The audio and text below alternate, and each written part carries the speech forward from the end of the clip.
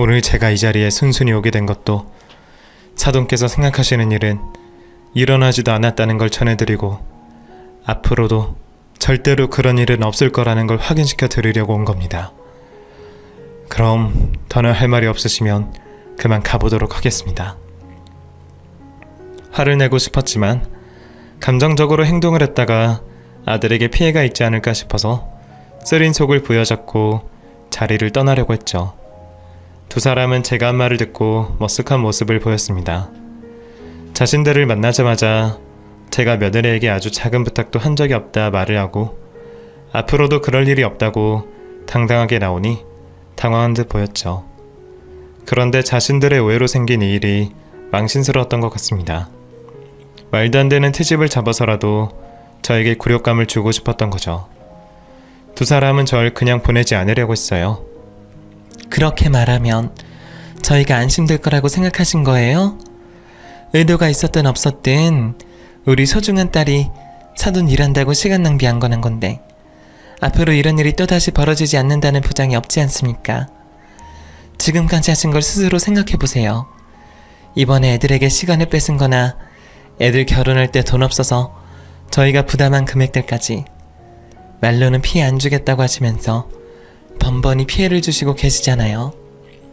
이게 저희에게만 피해가 가면 모르겠는데 이제는 아이들에게도 피해를 주시니 제가 걱정이 될 수밖에 없잖아요.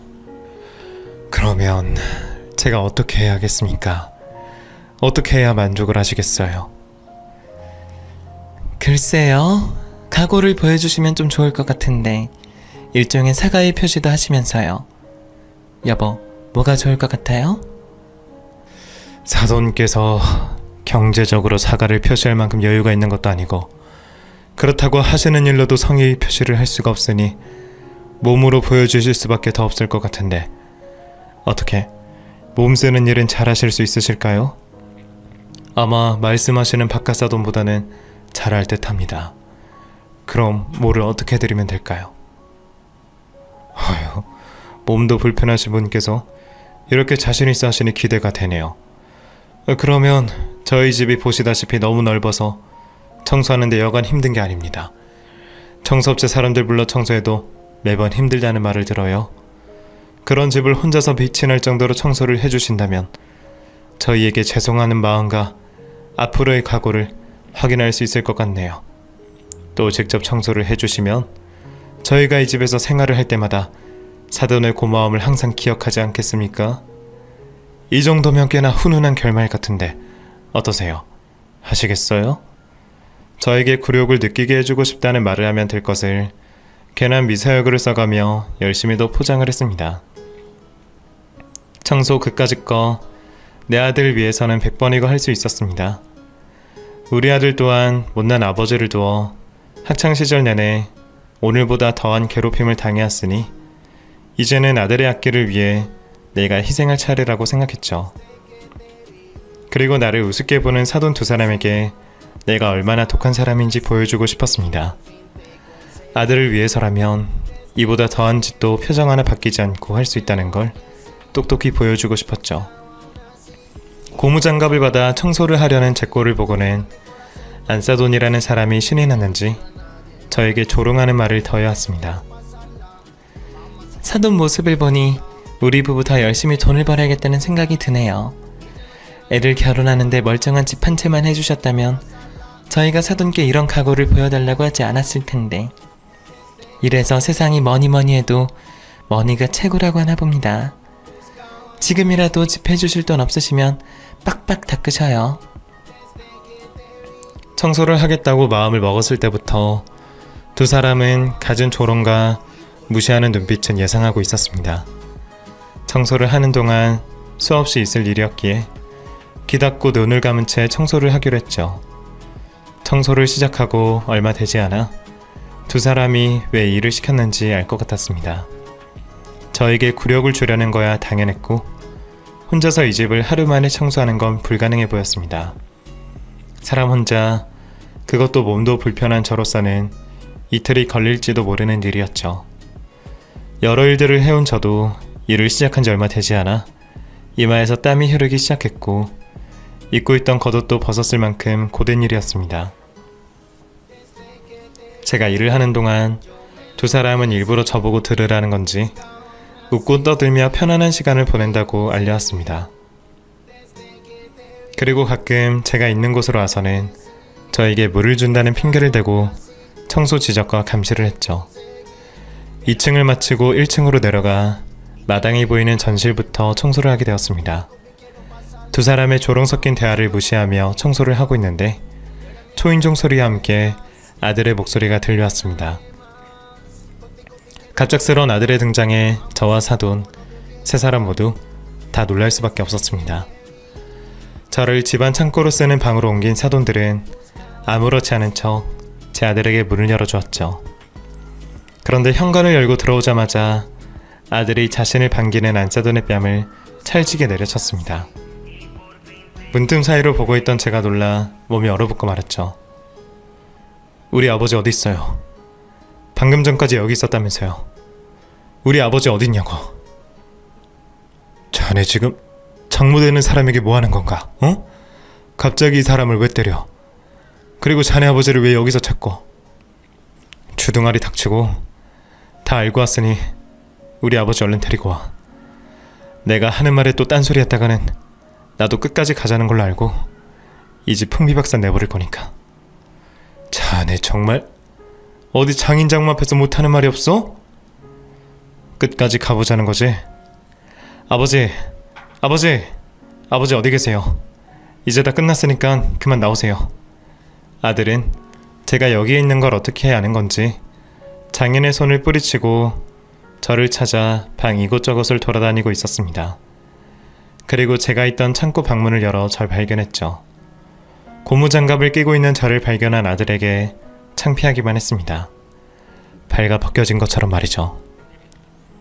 제 모습을 본 아들의 마음을 알았기에 정말 쥐구멍이 있으면 그곳에 들어가 숨고 싶었어요. 뭐 하는 짓이냐고? 자, 당신들에게 수모를 당하시는 우리 아버지 내가 찾으러 왔어. 잘 들어. 내가 이제부터 녹음할 건데 우리 아버지께 지금까지 무슨 짓을 했었는지 전부 다 하나도 빼지 말고 말해. 거짓말하면 내가 당신들이 하지 않은 짓까지 추가할 거니까. 아들은 이미 이성을 잃은 듯 했습니다. 한 손으로 휴대폰을 들고 한 손으로는 박하사돈의 멱살까지 잡으며 협박에 가까운 말을 하고 있었어요. 김사바, 이것 좀 놓고 이야기하게, 어? 그래도 내가 자네 장인 아닌가. 그리고 자네가 뭘 어떻게 알고 있는지 모르겠지만 다 오해일세. 자네 아버지께서 우리 집 수리를 해야 할 곳을 봐주시겠다고 오신 거야.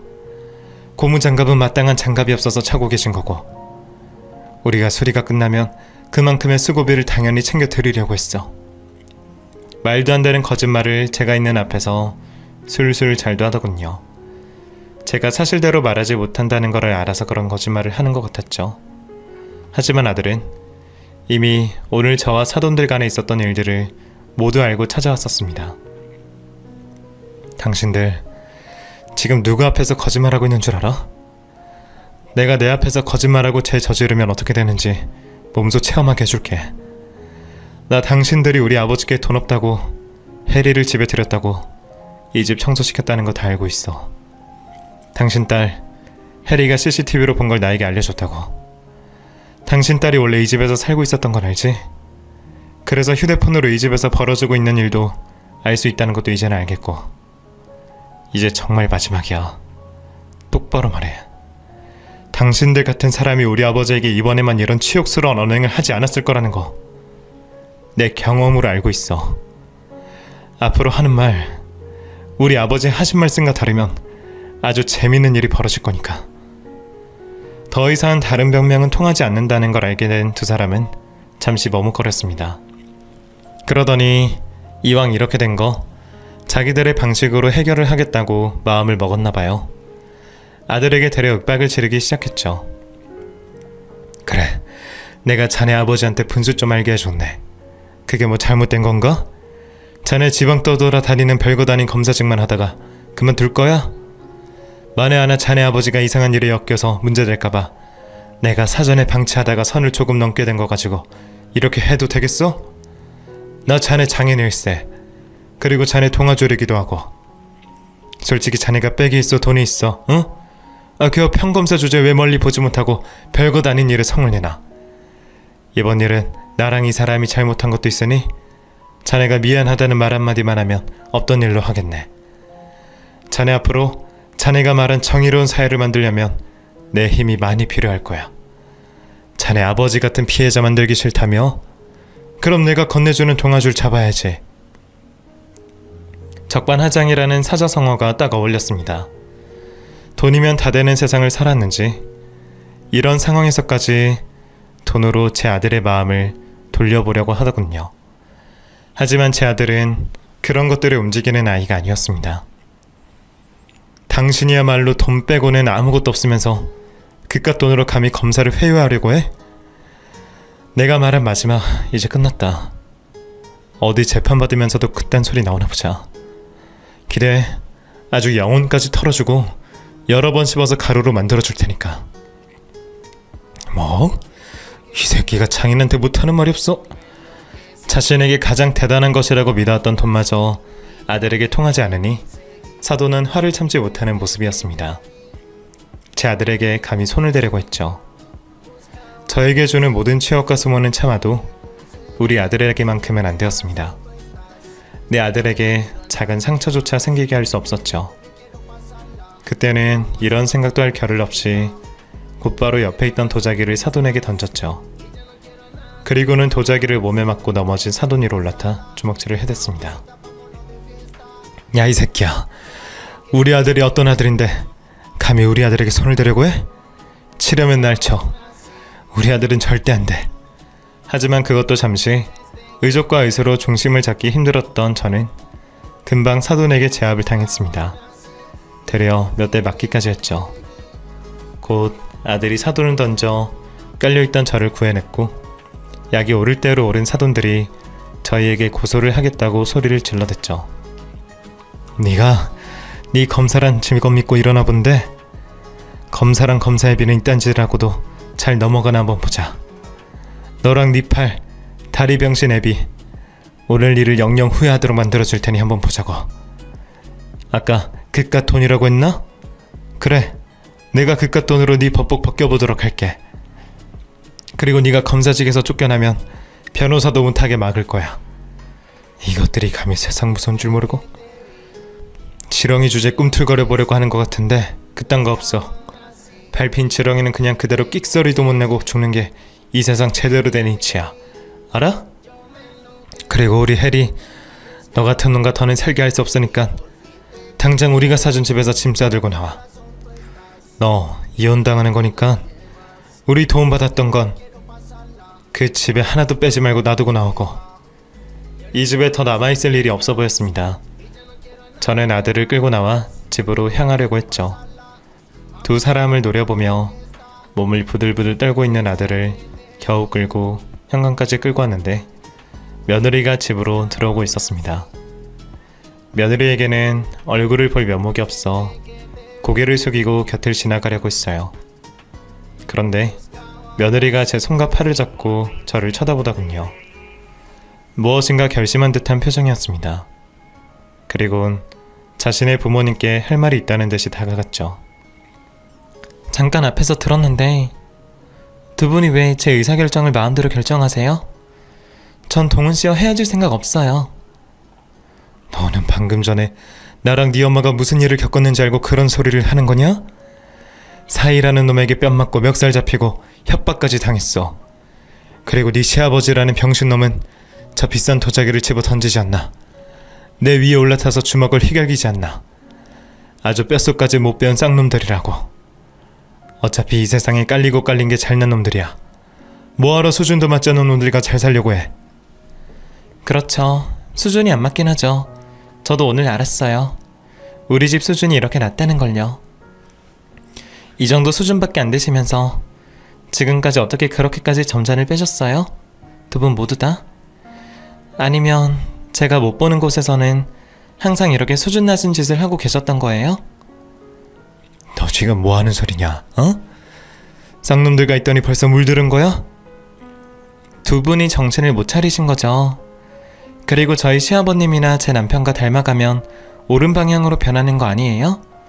끝까지 저희 아버님과 남편에게 사과하실 생각 없으시다면 저도 이 집과 영 끊겠습니다. 뭐? 너 지금 네가 무슨 말을 하고 있는 줄 알아? 네가 가진 것들 다 포기하고 저놈들에게 가겠다고? 이 집안 사람으로 위선적이고 가식이나 떨면서 살아가는 게 더 부끄럽고 창피한 일이에요.